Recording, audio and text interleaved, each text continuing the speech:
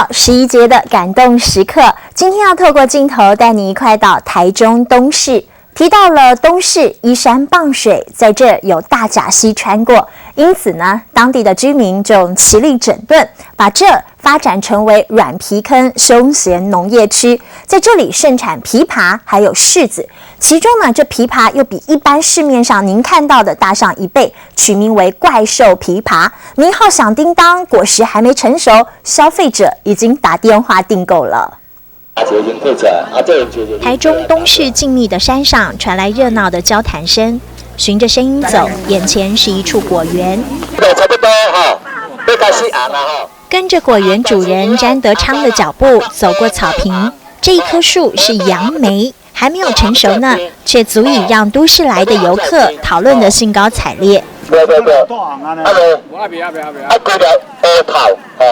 造访的同时是枇杷产季的尾声，一颗一颗丰满果实，让大伙儿惊讶，比其他的枇杷大上1倍之多，这得归功于当地的土质和气候。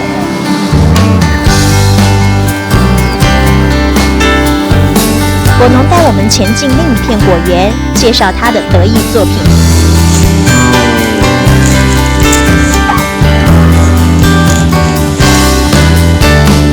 小心翼翼拆下套子，硕大的枇杷果实就在眼前，照顾它们可得多费点心力呢。是真愿意的东西，真愿意的水果，所以讲这个姿态保健嘛重要，刺激，风调了心，风调了心。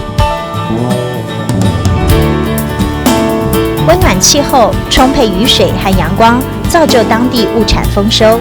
这一带叫做软皮坑园区，两旁是山，大甲溪轻轻划过，好山好水，当地著名的景点还有情人谷，像是躲在山里的角落，泉水源源不断，形成壮阔的瀑布。